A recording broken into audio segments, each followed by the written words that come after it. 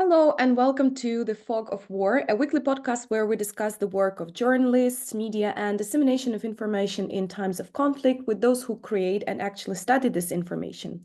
And today in episode 6, it is me, Yaroslava Bukhta, Jonathan Fink, and a Ukrainian human rights activist, digital strategist, who works with United 24 prior to Russian full-scale invasion of Ukraine, the global head of digital engagement at Amnesty International, Valeriia Voshchevska. It's a great pleasure to have you with us, Valeriia, today. And I would like to start with the first question and just encouragement to discuss a little bit more. Your recent project, the most recent one with that involved filming the Russian oil tanker passing the shores of Denmark. As far as I understand, this project was actually aimed at drawing attention to the issue of still millions of tons of Russian oil that are being sold through this shadow fleet, and that are basically sponsoring the Russian war against Ukraine. So could you talk us through the project? What did it involve? Why is it so critical at this point in the war to talk about this issue? Yeah, of course. Yeah, so one other organization I work with is called Ukraine Solidarity Project, which is the organization that is it's not really an organization. It's a group of campaigners, activists from different parts of civil society in the UK, in Ukraine, and we together organize sort of campaigns and offline actions that can translate into real life impact. So we were able to have an impact on getting Unilever out of Russia and also Pernod Ricard, so two big companies that were paying taxes in Russia. But so this time we're really focused on the shadow fleet, because actually, if we look at where Russia gets its money from, it's still, in 2024, so today, it still remains true that revenues from oil and gas is sort of the biggest part of how they fund themselves. And the other thing is obviously that this year and for the past couple of years, the biggest expenditure that Russia has had has been on the war in Ukraine, the single sort of one chunk of their budget that they spend, which means that oil revenues are directly translating into, the missiles, tanks, bullets, everything that Russia uses to wage war on Ukraine.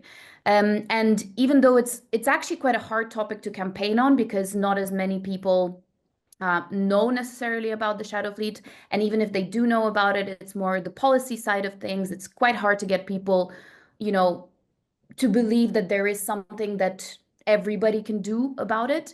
And so for us, it was really important to actually show not just that Russia is making money from oil and gas, but that actually these shadow fleet tankers. So obviously, as you know, in 2022, when the full-scale invasion started, there was an oil price cap that got put in for Russian oil.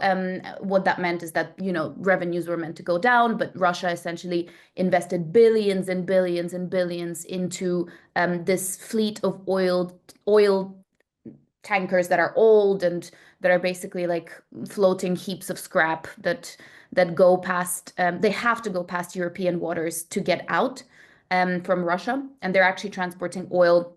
Well, some of them, the ones that go through from the Black Sea, they actually they transfer oil, they do ship-to-ship transfers. So some of that oil does still get into the European Union, and Ukrainska Pravda did a really good investigation on that. But some of this oil gets transferred on these ships out of Europe, and I think India is one of the big countries that buy this oil and keep sort of funding it. But the problem is that we wanted to bring to the surface is that this actually also, apart from funding the war, has a massive environmental impact because there's no environmental standards for these. They don't follow environmental standards. These ships, some of them have no adequate insurance. There is a big political investigation that showed that there's so many oil slicks that happen as they pass waters. And this is all happening in European waters. And a couple of days ago, we saw one of Russia's tankers in the Black Sea literally break in half because it was 60 plus years old, leaking oil out into the waters. So what we wanted to do was really get public attention for this issue, which is why, yeah, we wanted to one of the things that we've been doing, and with all of the campaigns that we've done, is having this sort of showing people doing something offline to get people to mobilize online. So we wanted to show, that how close these tankers go past European coasts, and to show that these tankers are still funding the war even 2 years, well, almost 3 years into the full-scale invasion and 10 years into the war in Ukraine. Well, I'll jump in because we just had some news this morning that actually the total of tankers that have either broken down or even broken up has now reached 4 in the last week. Some, as you said, in the sort of territorial waters in the Black Sea, but there's another one outside of that as well. From a communications point of view, is it easier in some ways now this has happened and there's actual images of oil turning up on beaches because of the mechanics of Western media and the fact that, they look for patterns in narratives and they've run big stories before on oil slicks and ecological disasters? Is it now easier perhaps in some ways to try to build that awareness and link the sort of, the political aspect of it, of trying to get Europe to do more to block them? Is it now easier that we have these pictures coming in and a very visual, actual demonstration of the environmental devastation caused by Russia's illegality around its transport of fuel? Yeah, 100%. It is. I hope it will be. This has obviously happened. These images have surfaced in the past couple of days. I know that the video, I think I posted from our accounts as well, the video of the tanker breaking in half. To me, when I looked at it, I was like, it's one of these like super striking images that I think are so powerful in explaining the issue. Like a tanker literally in the sea, broken into two with oil spilling out of it.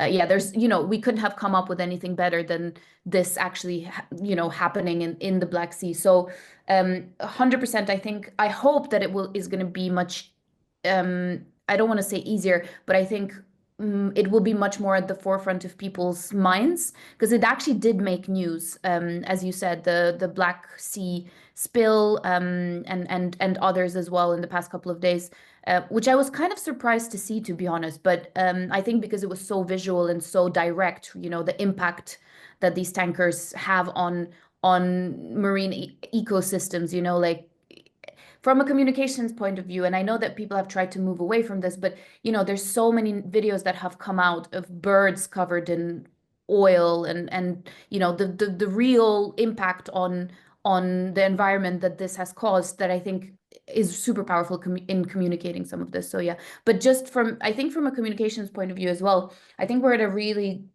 good point in time right now, because the next presidency of European Council is going to be Poland, and Kaja Kallas as well, who is obviously a big supporter of Ukraine, but not just Ukraine, Europe's security, stepping in as the High Representative for foreign policy and security, I believe, of the European Union, which means that we actually have quite a nice alignment of things happening at the same time to be able to sanction every single ship on the list, and actually, by showing these images to people, by showing how close these ships go past European coasts, and then by having these really strong allies who can actually bring about change, I think is going to be really important. And again, from a comms perspective, it's always really important to give people the actual mechanism for how things will change, because we can show these tankers going past, but if we can't tell them how this can change and what can be done about it, it's quite complicated.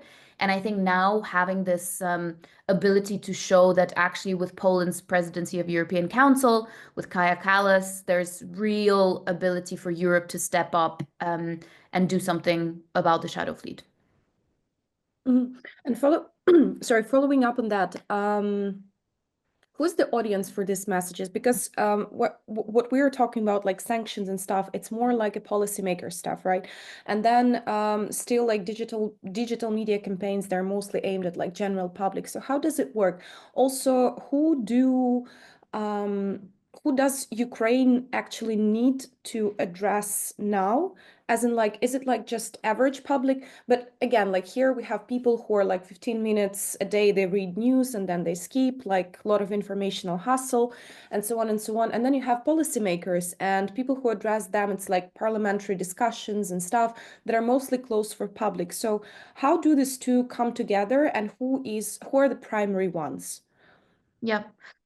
So I come from a comms background. So I used to tend to start with who is our target audience for communications campaigns. But in the past 3 years, I've had, you know, a lot of campaigning training that I have brought into, well, my work as well in the campaigns that we've done. And I've had amazing colleagues who have taught me a lot more about campaigns, specifically like not advocacy campaigns, public campaigns that have an impact on advocacy. And actually, you start from a slightly different point than traditional comms. So here you actually ask, who is our target? Who is the actor that has the possibility to make the change that we want? In this instance, it is policymakers. But then the next question you ask is, who has an impact on the policymakers? And I can give as an example, actually, not this policymakers and the general public, but if we take a step back and go into our Unilever campaign, we knew that the main target actor that we had to change their mind was the CEO of Unilever. And we knew that he was swayed by his staff, not by the general public, by his staff, but also by the other brands within the Unilever company. So that's why we went after Dove, because we knew that people knew what that was, but it also would have an impact on the CEO of Unilever. And we also actually directly targeted the staff because, you know, we send them letters, we send them letters directly from Ukrainian veterans. We did loads of things that were specifically targeted at the staff, and it actually had an impact on the CEO. In this instance, we're targeting, as I said, policymakers, right? And of course, the European Union is like complicated in its workings and how things happen. But in this instance, you know, let's say it's Polish presidency in European Council. Let's just put that for a second. But obviously, all of these people are also elected officials, right? So the public does have an impact on their actions and on what they do. And so for us, it was really important to bring actually two different audiences into this. You know, from the beginning of the full-scale invasion, I always wanted to do a project that would connect and unite and really show solidarity between the climate movement and the Ukrainian activists, to bring them together, because I think there's a lot that we have in common in what we're trying to fight. They're fighting against fossil fuels in general. We're fighting against Russian fossil fuels. Those are really, really strongly connected. And so for this particular campaign, we targeted the European climate movement, because this is also their problem. It's not just our problem. And the general public.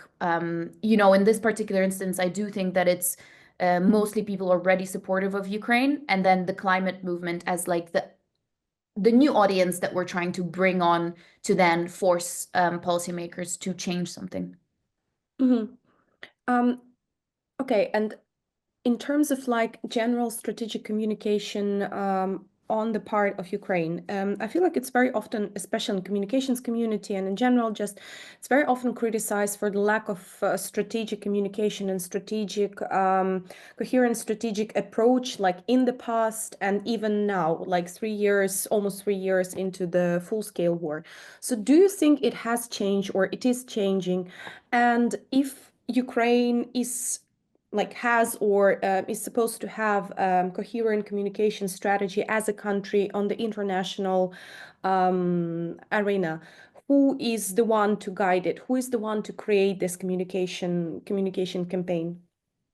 Well, I think I'd like to start by saying that we're obviously fighting against a very, very powerful enemy, right? Russia and their propaganda machine is not, you know, 3 years old. It's not 10 years old. It's not even 20 years old. It's not even 30 years old.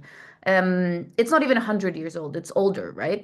And so the thing for us to understand is that their strategies have been developed, iterated, tested for an extremely long time in a lot of different parts of the world. And the thing that I like to say as well, and it's not just a Ukraine problem, by the way, I think for us, it's much more acute because we are in the state of being invaded by an authoritarian power. But in general, I think as civil society, as organizations, as countries that believe in human rights and some sort of values at some level. I think we tend to play by the rules when it comes to communication and strategic communication. And I would like us actually to keep doing that, just being a little bit faster in what we do and a little bit more strategic.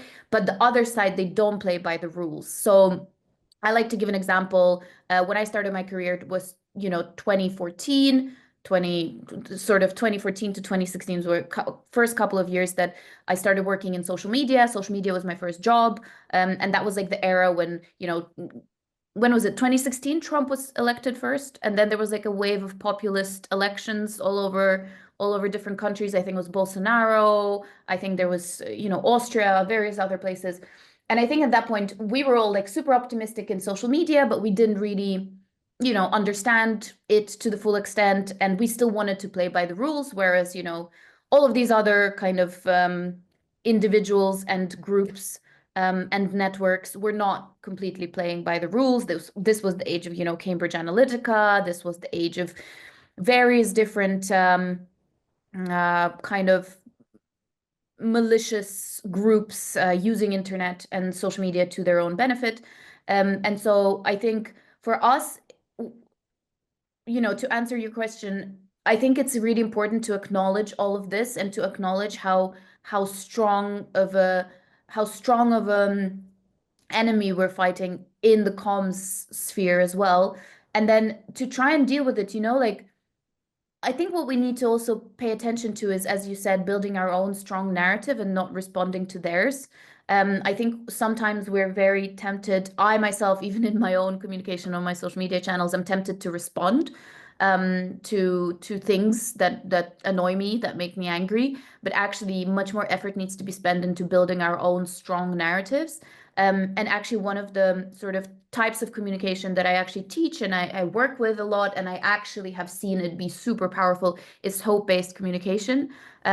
Hope is not, about unicorns and butterflies and sparkles and, tomorrow is going to be sunshine and everything will be great. It's actually just giving people the understanding that they can do something to change something bad that they're seeing happen in the world.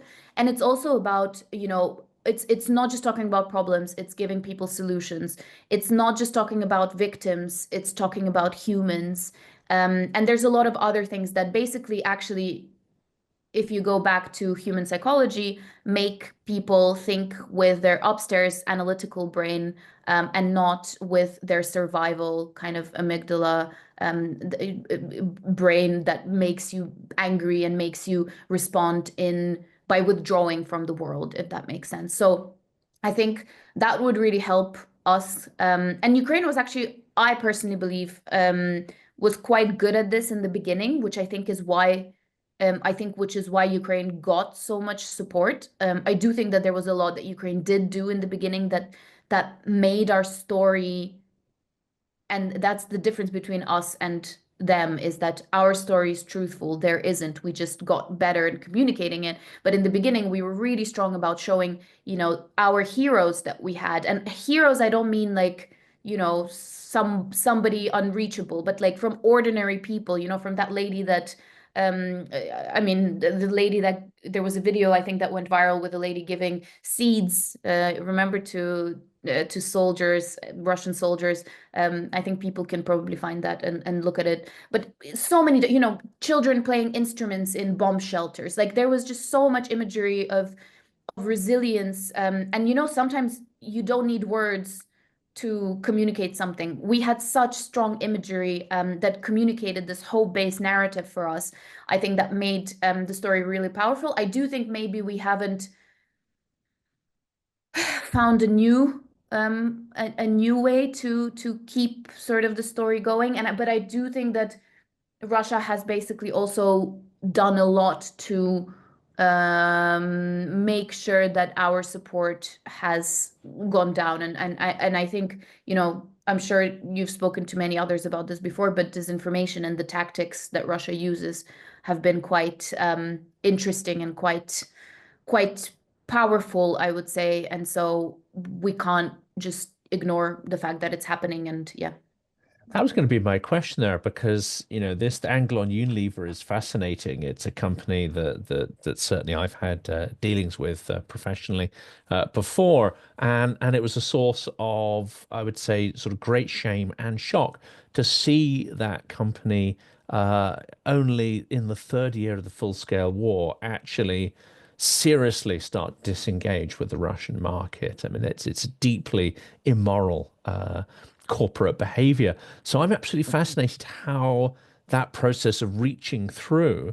Now, that company is not necessarily influenced by Russian disinformation. They're influenced by their own, I would say their own corporate interests, their own self-interest. One could label it greed. One could just say that this is, that sort of corporate behavior that goes after its own targets. So I think that's absolutely fascinating that you've brought a moral case to bear with a communication strategy.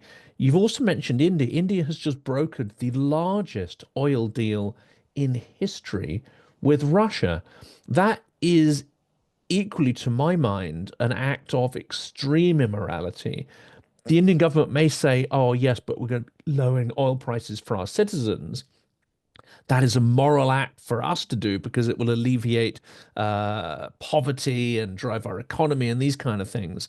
But at the same time, doing a deal with a genocidal autocracy is deeply immoral from a foreign policy stance. However, in this instance, you've got, extreme self-interest, political interest, combined with probably quite an effective use of Russian disinformation techniques in India, in parts of the African continent and the so-called global south, this idea that Russia is an anti-colonial entity. Unfortunately, this seems to cut through with some people. How would you devise a strategy to tackle that? That seems there's far fewer ways in there and far more challenges from a communications point of view. Yeah, that's such a good point. And I actually worked on a project with Maxim Eristavi, if you know him, who does a lot of work on Russian colonialism.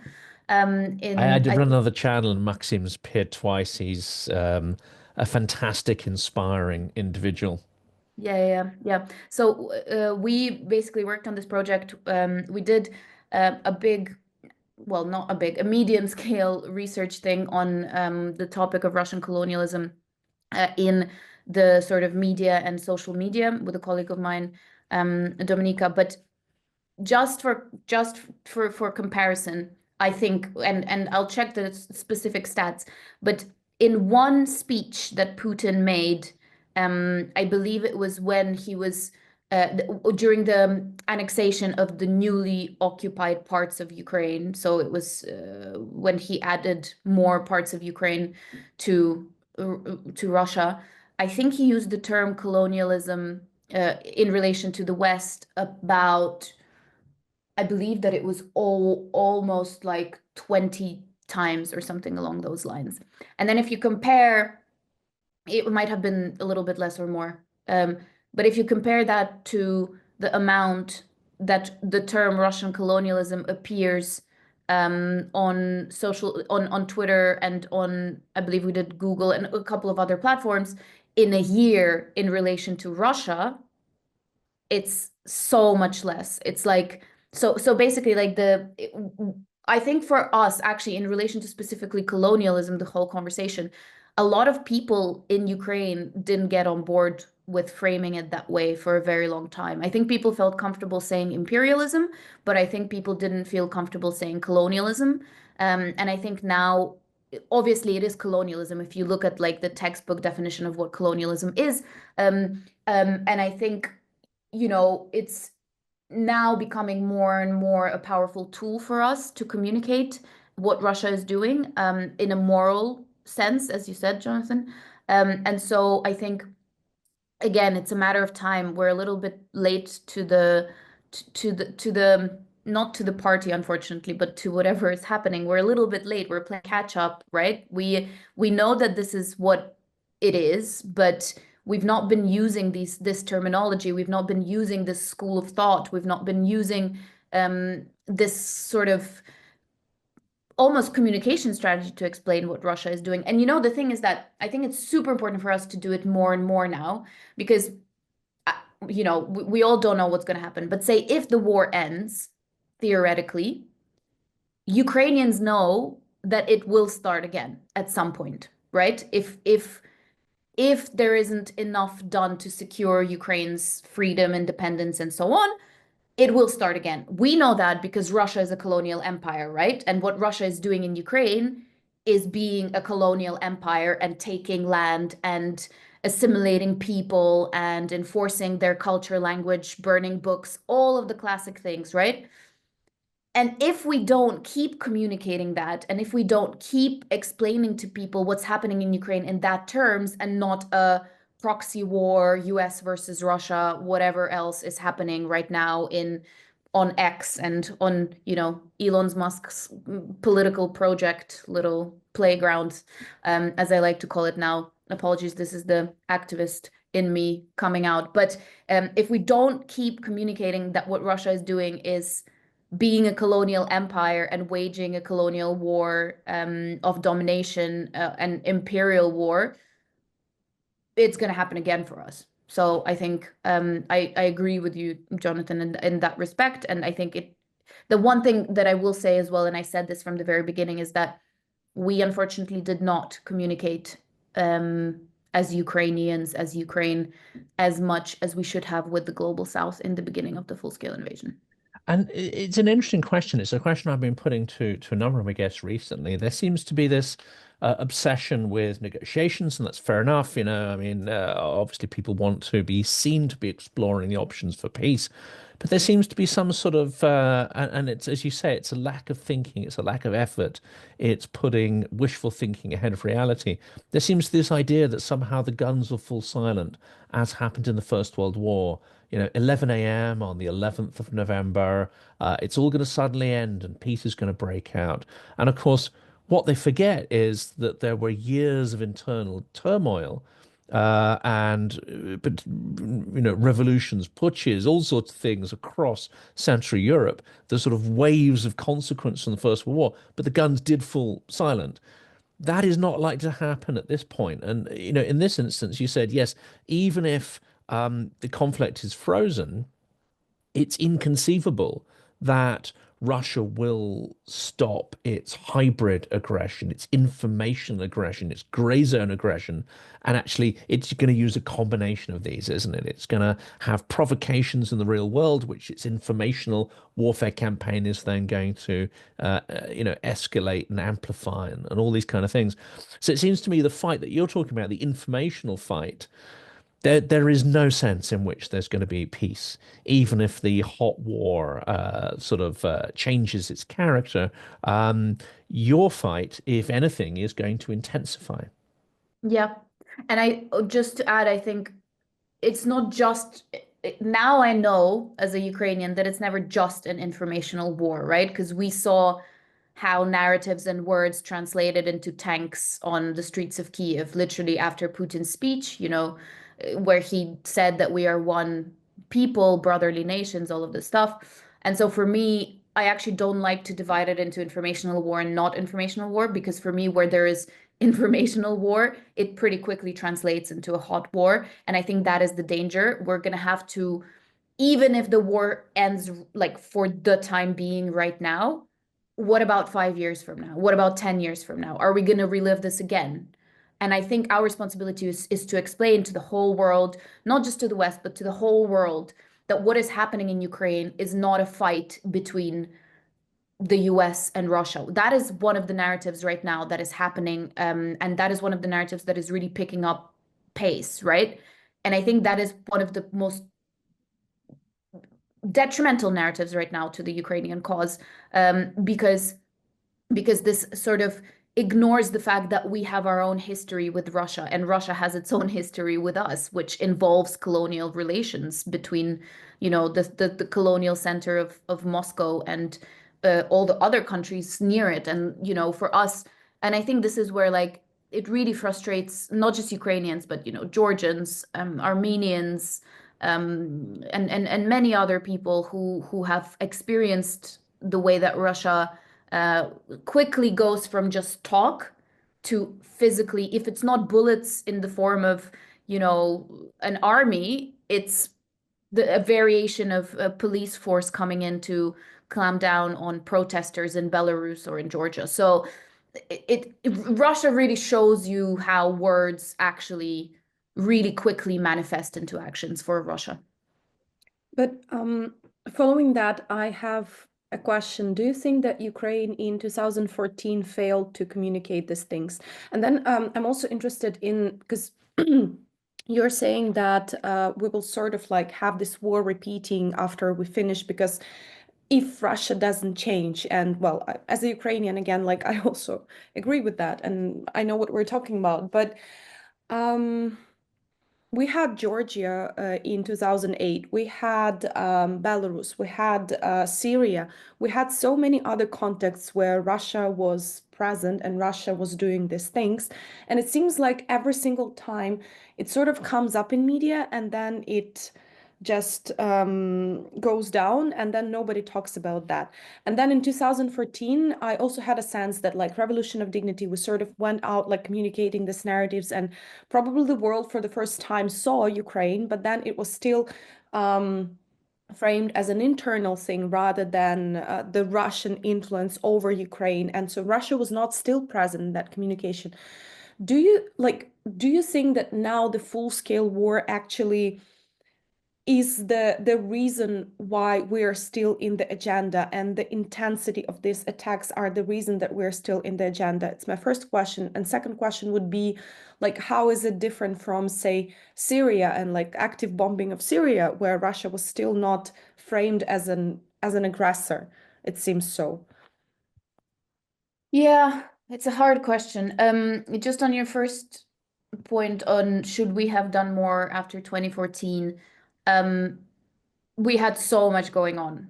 We had a war after 2014 to fight. Our resources, sadly, drained as they were after the Soviet Union and so forth, could only be used on domestically. We had a lot of things to deal with as well. And it's actually now looking back, looking at what's happening in Georgia right now, and then looking back at Ukraine back then, it's all about actually what the media, Western international media picks up that makes the agenda, obviously, and what they pick up is what interests them. So it's like a catch-22. So to answer your second question, yes, it's the full-scale invasion that still keeps us in the news. And even then, not as much in the news as it used to. Obviously, like Ukrainians, when there's a mass shelling that happens, a mass attack on a city in Ukraine, on Odessa, on Kiev, on Zaporizhia, on something, for us, it's such a big deal. For us, it's such a painful moment. We all share videos, we all share posts, we all try and make others look at it. But if you actually go and look in Western media, it probably doesn't even get covered, like an attack that kills 10 people. For Western media, that's no longer a story. And so if you look at Georgia as well, like, how long have the protests, how long has this been going on for now? Months? Yes, the recent iteration of protests obviously did get a bit of pickup, but look at it now. Last week it had pickup. Does the world know what's happening now? Does the world know or is interested in what's going on in Georgia right now? It's actually really painful, obviously, and a lot of our colleagues from other countries who have experienced this kind of ups and downs of going through a war and then interest going up and down have said this for a very long time. For us, this is just the first time that we've really been at the forefront of the agenda in 2022, right? So now that when we see the interest go down, we get really upset, and we try blame ourselves for like, should we be doing more? But at the end of the day, it's also about the consumption of information by the audience and by the media. And the other thing is like, Maxim and I also did a podcast where we essentially interviewed many Ukrainian voices, many people over the past 2 years. And our whole point was that the only way for us to fight back against Russian disinformation is to use our lived experiences and our stories. There's so many Ukrainians, brilliant Ukrainians, Yaroslava, like yourself, that have so much to say, so much professional knowledge, so much lived experience. But for some reason, the people that get quoted time and time and time again are, you know, the experts that usually used to be like the Russia expert, that now gives their hot takes on what's happening in Ukraine. I'm sure that you also recently that opinion piece from Foreign Policy. Don't remember. It was some guy. I yeah, don't want to spend too much time or give him the platform by saying his name, but the opinion piece was basically saying like Ukraine should not be involved in conversations on how the war will end. It should be between Moscow and Washington. And so, you know, we're back to that. We're back to what was happening before the full-scale invasion started. We should note that this gentleman is a former reporter now. He's a think tank expert, but also he has Russian heritage. Who'd have thought? I mean, what a coincidence. Yeah, yeah. But then returning to your point about hope-based approach. So when we talk about some, you know, and we actually ask this question a lot to the journalists we interview here. So when we're talking about some hot takes, as in like blood and like devastation and so on and so on, and this is the picture that is normally associated with war, then it kind of sells. But then when you have something positive, as say they're working on rehabilitation centers, sometimes it's like, it works, sometimes it doesn't. So how to navigate this kind of balance between again, like hope-based approach and you know, showing something like a more wholesome picture. So it's not, as far as I understand, it's not about like the unicorn approach, it's about the wholesome picture of the, it's not just devastation, but it's also this. So it's kind of to show the whole picture, and then the balance between like this audience attention catchers and like more slow and steady stories about hope, resilience, resistance, and going on. I actually have a really good answer to this. Well, from a strategic comms perspective, my favorite quote is anger mobilizes, hope organizes. So that basically means that we do need both, right? Like it's not all about necessarily just talking about, as you said, you know, the stories of resilience. Sometimes it is about anger. We are individuals, human beings with emotions, and anger can mobilize, right? Anger can really, really make people want to do something to change it. But that second part of the quote, you know, that hope organizes, that is something that we really need, because we really are in this for the long run, right? If we keep just talking about things that bring out anger in people, again, we're going to be talking to the sort of survival brain of an individual, and that can only last us for so long. Hope is what actually is going to get people to more long-term organized strategies for survival, and organized strategies for you know, us being a strong player in being able to communicate our story to the world. And so I think that's for me how one balances it. I mean, I don't just communicate hope-based stuff. I also communicate many other things as well that are powerful. Like, for example, what was really powerful was when we brought a bombed out ambulance that was attacked by Russia to the UK and did a tour across different cities. That's not necessarily hope-based in the sense that you're showing, you know, a direct hit, but it's really powerful. It was actually probably the most powerful thing we've done, because when you see in London a direct result of Russian weapons on something like an ambulance that saves people, it really has an impact on you. And that's, I guess, the anger part. But then what we did as well is we brought amazing Ukrainian paramedics with ambulance.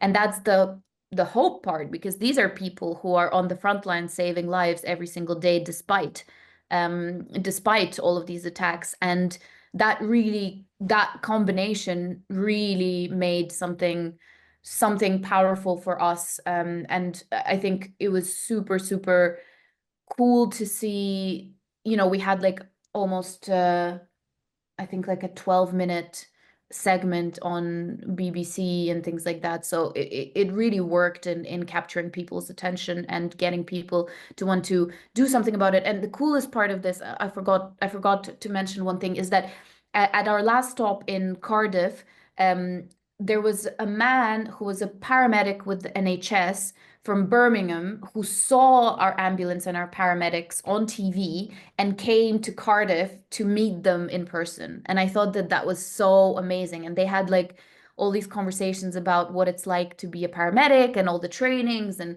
he's obviously an NHS paramedic and they are frontline paramedics. But that really showed the power of combining the two. So just to clarify, hope doesn't mean that like, okay, everything's going to be all right and stuff. Hope actually means giving people constructive ways in which they can get closer to the cause, connect to the cause, and actually help. So like do something about it rather than just like observe and get sad. Yeah, and I like to say that hope is like the belief that we can change something. Because Okay. if we didn't believe that we can change something, there would be no hope.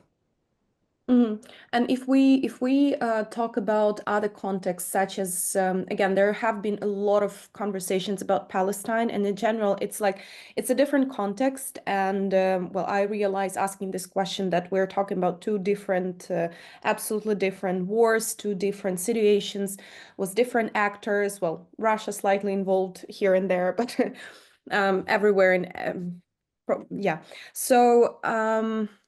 Do you think that Ukraine will actually help to bring up other contexts in relation of war discussions, or should we keep Ukraine separate of that? Because, for example, yeah, when we were talking about migrants and like the Europe's response to migrant crisis, there were a lot of narratives about, oh yeah, so when Syrians were coming, you were not that welcoming, and then Ukrainians are coming, you're like, oh yeah, doors open, and so on. And there were a lot of conversation about that, like Ukraine was getting too much support, or something that I see very often is like comparisons in numbers, as in like in Palestine, that many people have died. It's more than in Ukraine within the last year. And I was just wondering, like, if this context should be placed together or kept separately, or like what should be done with them? Yeah. It's actually something that I think about a lot, because as you mentioned earlier, I worked for the past 10 years in the human rights world, working on everything from, Colombia, Sudan, India, we worked on at Amnesty, we worked on so many different issues in so many different places.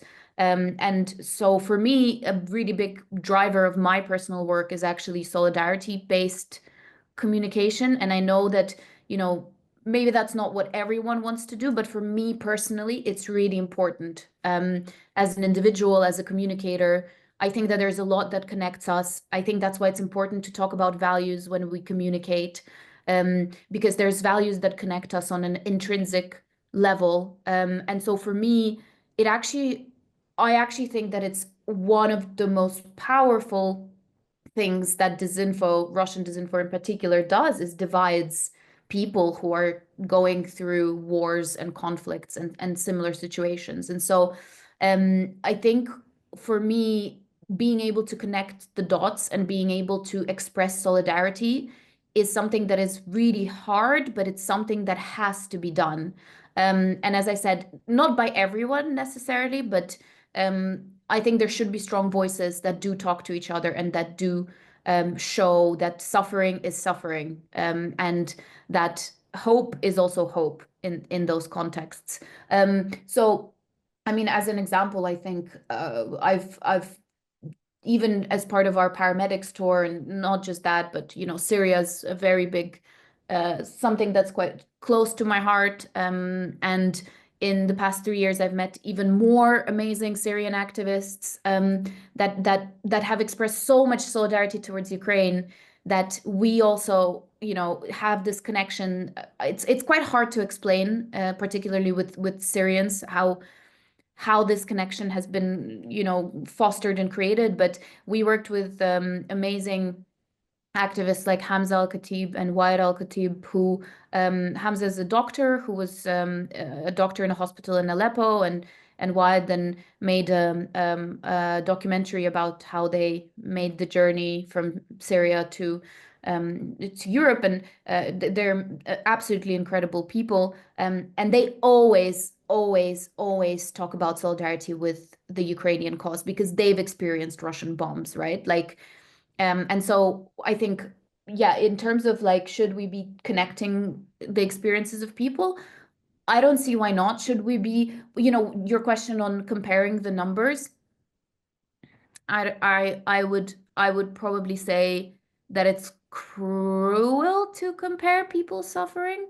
And one of the things I've like made these notes on my phone sometimes when, the thought comes into my head and I think of something, and it actually really, really hurts me how much we've been pitted against other people. And I wish that that wasn't the case. I wish that, even though it's probably very hard, but again, I don't want to risk sounding a bit happy clappy, but like, I just wish, but this goes for Ukrainians as well and others. I just wish that empathy was the driving force behind all of our communication and relations as well.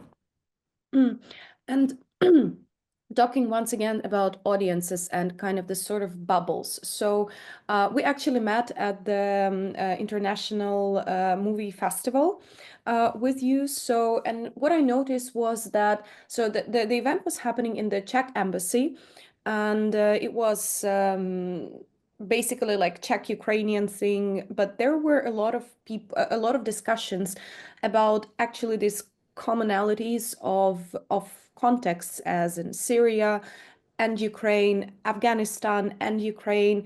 And this is something that personal with my friends I discuss a lot. And something that I noticed and caught my attention was that audience was still mainly Ukrainian. So if you come to these events, it's still mainly Ukrainian audience. Moreover, it's still mainly the same people because you have a lot of familiar faces. And then it's the third year of the Russia's full-scale war against Ukraine, but like years of war against Syria and against Afghanistan, and well, yeah, their support of certain groups in those countries. Why is the audience still mainly Ukrainian, and how can we change it? And then how do we actually trespass these boundaries of kind of bubbles? Because on the one hand, I realized that we need to keep going with these events because even if this appears in the public space as that this event is happening, it is essential. But on the other hand, it's like, again, like, who are we doing it for if people coming are the same people who come to the same range and topics of events? It's such a good question. I think it's not just events. I think the other day, well, even with the campaign with the tanker, right? I was looking at who was resharing and reposting the videos. And in the beginning of the full-scale invasion, I would see like so many different people resharing and reposting from so many different countries, from, not just activists, just general public, everybody. One of my first tweets in the beginning of the full-scale invasion about my grandmother got 32,000 retweets from, so many different people. Actually, and it was quite interesting when I checked. It was like, people I worked with at Newsweek 10 years ago, people I went to university with, like obviously 30,000 of other people, Margaret Atwood. But basically, when I was looking at the reshares of my recent stuff that I've been doing, as you said, it's mostly Ukrainians, and it's mostly, if it's not Ukrainians, then it's people who support Ukraine and are super active. And I mean, I love and appreciate NAFO for everything that they do in amplifying messages. But as you said, I think it's also probably staying in some sort of bubble as well to a degree. It's really important because then it can help you cross that bubble. I do think. I think with Unilever, we were able to do that. But NAFA was still super powerful in helping us in the beginning spread the message and get people excited about it. But it is happening right now. We are the ones who are communicating Ukraine. And I think it's a combination of things. I think it's also like, but it's not just Ukraine. Look at what's happening in Syria. How many people have you seen share stuff about Syria Mainly Ukrainians, or to be Syria? fair, in my feed, or Syrians. Yeah. I don't know what it is. I kind of do know what it is, but I think we need to be more creative in sort of how we get outside of the bubble. Because, for Ukrainians, this is what we live and breathe every single day. There is no other option. I've been trying for the past 3 years, because as I said before, I used to work on different countries in different topics on different things. For the past 3 years, I can't work on other things. I can work on things like that have a crossover where we can build solidarity. 100% I do spend my time on that. But things that are outside of that, it's quite hard because we're so fixated on helping people, because for us it's survival, right? Like on different levels, like survival of our friends and family, quite literally. But I think that's why we share, that's why we post, that's why we talk about it, that's why we do things. But I think the rest of the world, I don't know, what are they talking about right now? The shooting of the CEO of a health insurance company in New York, like it's hard, I guess. I don't know, don't want to say anything controversial.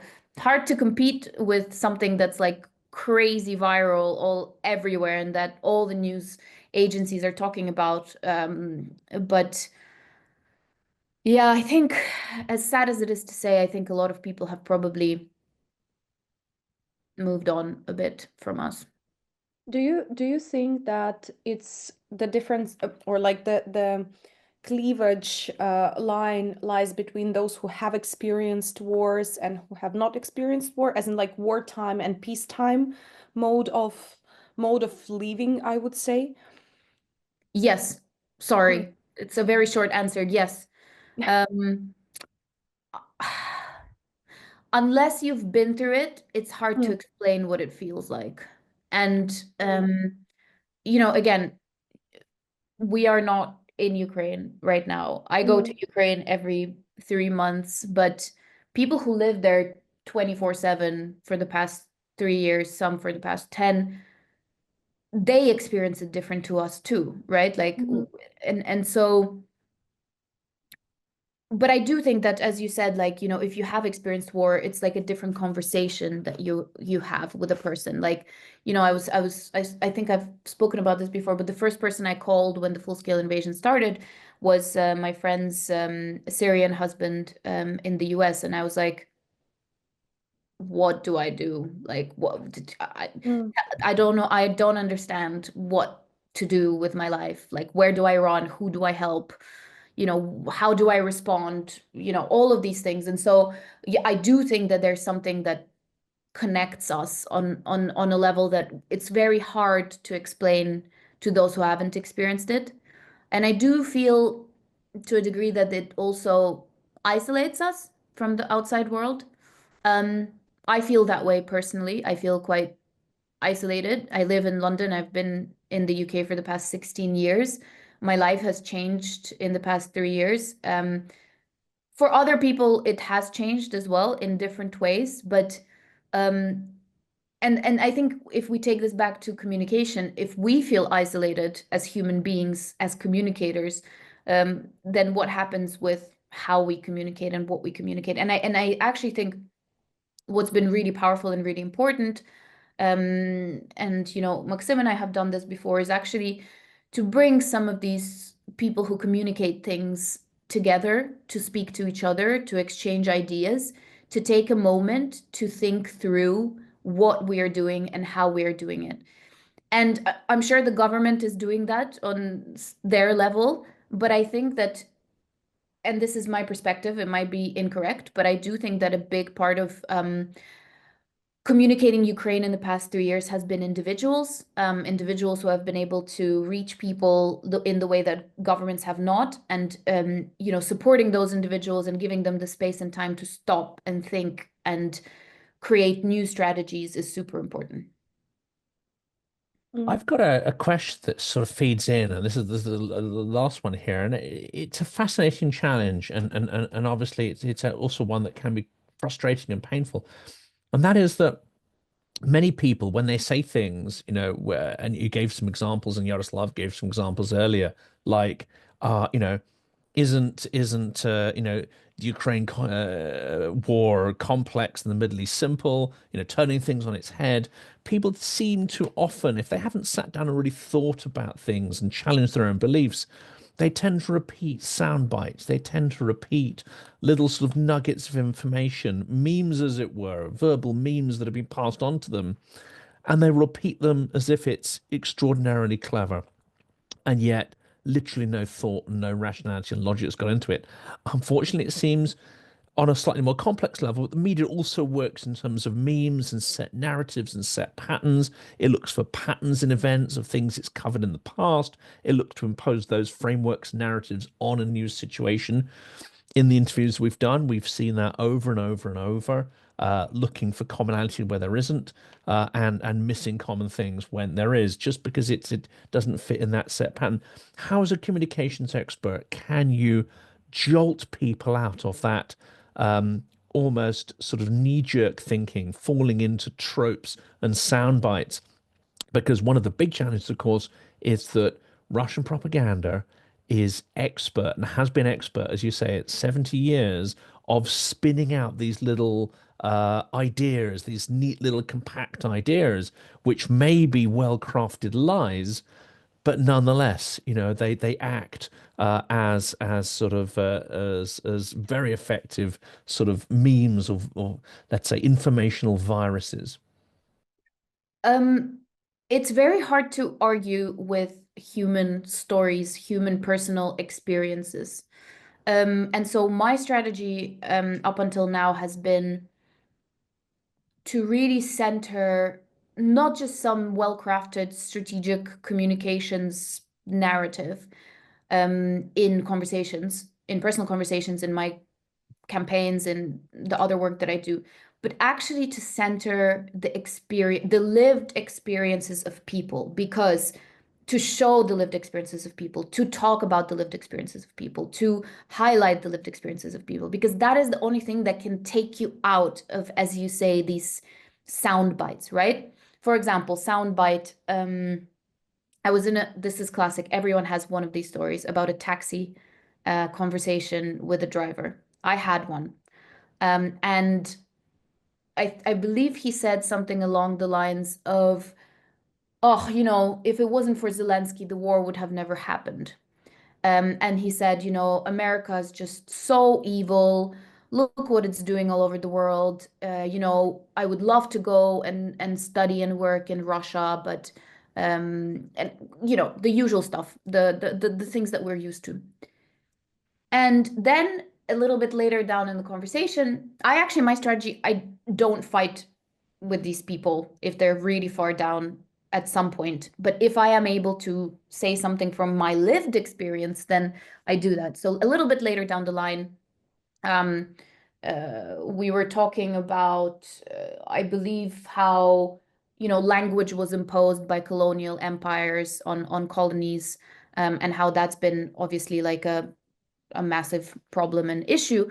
And I just said, oh, that's like in Ukraine, we've been forced to, I come from a Russian speaking family. My mom, well, I come from a Ukrainian speaking family that was Russified because my mom was bullied in school for speaking Ukrainian. And so she never actually spoke Ukrainian after, because it was so painful for her to speak Ukrainian because kids were bullying her for many years for speaking Ukrainian. And and I said, that's what's happening to us. The language, Russian language, is considered to be, the literary standard of being an intellectual. Whereas if you speak Ukrainian, you used to be considered like a peasant from a, uneducated background, and so on. And that was the first time that the person had nothing to say in return. And they were like, interesting. But it's the same as, the reason that my tweet went viral all the way back then, about my grandma, is because it was about her experience. And the tweet said something like, it was actually a quote of my aunt, which said, "I can't believe that my mother, who lived, whose parents fought together in the war with the Russians, who had to hide in a haystack from Nazi German soldiers, is now sitting in a basement in Kiev, experiencing being bombed by the people that we were once on the same side with."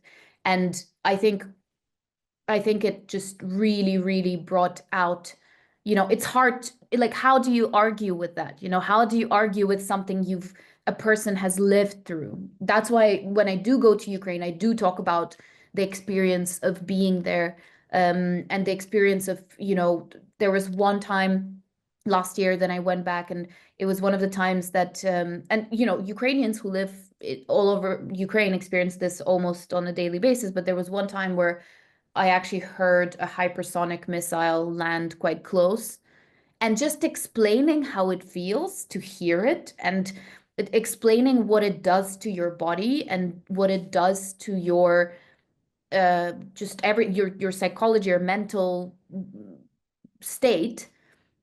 I felt like that was my duty in a sense, because I could explain to people how I felt, which was then quite hard to argue against, right? Like it's quite hard to argue against the lived experiences of individuals. And so, I think that is why my grandma, who I posted about, she actually wrote a book about her life story. And in her first, the opening of her book, she says that, the one way to fight back is to document our own stories, because Russia has actually, for a very long time, tried to erase our stories, and has tried to make sure that we didn't know who we were, where we came from.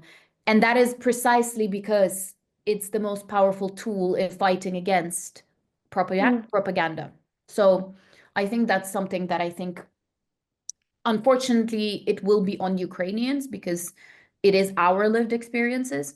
It is the lived experiences of those who are now on the front lines. It's lived experiences of those who are experiencing bombings every single day. But it is our kind of, I guess it's the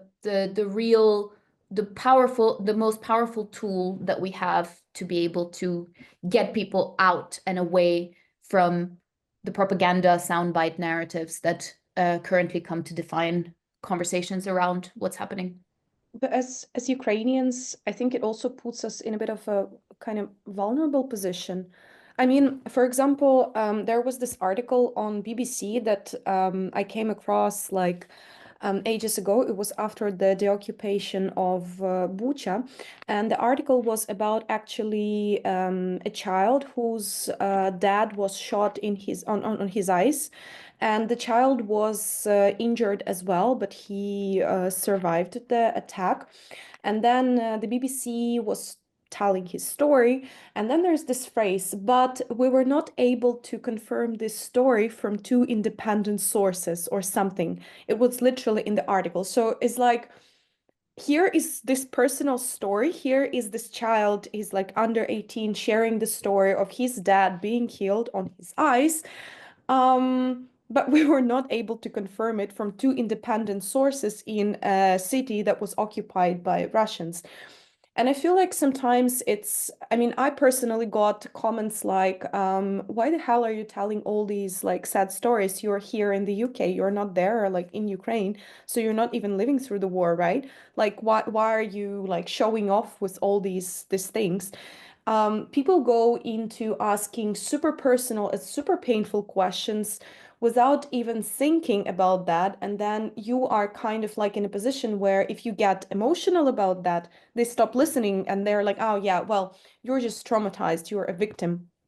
So I don't know, maybe it's a kind of more personal thing, but um it's kind of hard to be in this vulnerable position, still keep fighting war, resisting, keep like being in a sane mental space to kind of keep going, and yet reply to all these comments, and then be in a position where it's, I mean, I don't know how I feel about this comparison, but Ukraine was very often compared to, at some point, to the victim of sexual abuse, as in Yeah. like people just don't believe you, and then when you tell your story, people are like, no, it's you making this up.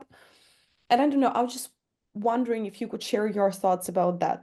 I don't know, it's not actually a question, but it's just, I feel like it's there and we just don't, I don't know, we don't discuss it that much, I guess. Yeah. Well, it's something we've all been thinking about, and I've been talking to my friends who also do communications. I mean, people, maybe some of our listeners also follow online. We actually all met and became friends and started talking, created this little community of, I hate the word, but I don't know, creators, communicators, whatever you want to call us. But we've been talking, for the past 3 years, we were always in this like respond, go, go, go, constantly talk about what we have to talk about. And we've all been thinking about the fact that perhaps the time has come for long-term strategies. And in a very practical sense, for example, on a personal level, I can tell you, I've been obviously posting so much on social media, on Instagram, on Twitter, blah, blah, blah, whilst a lot of individuals have been publishing books, and thinking of that long term. And I mean, by a lot of individuals, a lot of them tend to be white Western men journalists who are talking about Ukraine. And it's great because it still has Ukraine on the radar, but it's not people with lived experiences. There's of course Olesya Hromeychuk's book, which is amazing, which does talk about her personal story. She wrote that before the full-scale invasion. But I think potentially, as you said, it takes too much resources to be always responding to questions from people on a daily basis that are hurtful to you, are painful to you. And so I almost think that the time has come for me personally, and I think for others who I've been talking to, is to think of what is that long-term impact thing that we want to do. And sometimes maybe saying no to responding to immediate things and keeping that energy for our long-term projects, things that we feel, things that can actually be impactful in the long run. Like, for example, I've been, as I said, my grandma wrote a book, and I've been trying to like translate it and add my own perspective, because she's basically writing about her experience as a child during World War II and then after living in the Soviet Union. And there's so many parallels with like our life now. It's actually quite crazy. Like, she wrote, there was a whole chapter that she wrote about how like war doesn't stop life. So she talks about what life was like during World War II in the little village that she lived. And obviously different parts of the war, because it was a couple of years, so it's not just always the same. And the first time I went back to Ukraine, I thought that war like stops life, that there's bombs flying everywhere, that nobody, and obviously it does do that at times, but there's also times where life is a little bit more nuanced and people do find some things that they can do to take their minds off it and things like that. So I think, and I found all these similarities, and what I'm trying to do, I haven't been able to do it for the past 2 years, because I've been so in such a like responsive campaigns and things on social media and things that you can get out faster. But perhaps the new strategy is to think of the long term and the long run and our real contribution to not just because we thought we could end the war really fast, right? Like that's why we were go, go, go, do whatever you can. But I think to go back to what we said before, even if the war ends within the next however many years, it can come back because it's Russia and Russia is a colonial empire. And so what we need to do is figure out what is it that we need to do to be able to prevent that from happening in the long run. Thank you very much for sharing this. Well, again, it's even personally, it's important to me, and it's really great to hear this from these thoughts and these opinions from somebody who is working that hard on many things that like Ukrainians abroad are working on, and it's really great. And it's again like it gives me hope, as in like seeing people who work on the same things and towards the same goal. So it's really great, and it's really inspiring to me, and I hope it inspires like other people, our listeners, and brings this understanding of what we are doing here, and maybe helps to build some bridges between our context and maybe other contexts, and come up with some other creative long-term solutions for all of us. I loved as well the Unilever story, the fact that you can achieve significant change, and deprive the Russian treasury of literally hundreds of millions of dollars through a clever and effective communication strategy. That for me is a really sort of inspiring story to hear, and hopefully the audience found that interesting as well. Yeah, also it's so brilliant to be connecting Ukrainian or like oil tankers with actually environmental discourse, because there's so much happening in that direction now. And I feel like there are a lot of things that are kind of overlooked by people who are like, okay, this is Ukraine, this is kind of niche of Ukraine, and this is environment, and they're not connected, but they are actually very much connected. Then, I mean, I was covering, for instance, at some point of my journalistic career, Ukraine grain experts, and people were like, oh yeah, what's the connection between, say, Tunisia and Ukraine? And then here we are. And a friend of mine who is from Tunisia mentioned that they didn't have sugar, or they didn't have certain sweets that they make for one of their holidays because sugar was not delivered to Tunisia, and they didn't have, they couldn't make it because of the war in Ukraine. So it's I don't know, I want to say fascinating, but it's not actually fascinating. It's quite harsh things that we're talking about, but it's really important to again be connecting these dots, and it's wonderful to have these conversations here. Thank you so much for having me. Thank you. And I think we will be wrapping up on this. So thank you very much to everyone who joined us today. Please do comment, leave your reactions, subscribe to our channel not to miss next episodes. If you have any questions for Valeriia, please leave them. We'll try to pass them on to Valeriia and answer them in our social media. And yeah, once again, thank you to everyone who joined us today. And please do feel free to share this video with whoever might be interested. And see you in the next episodes.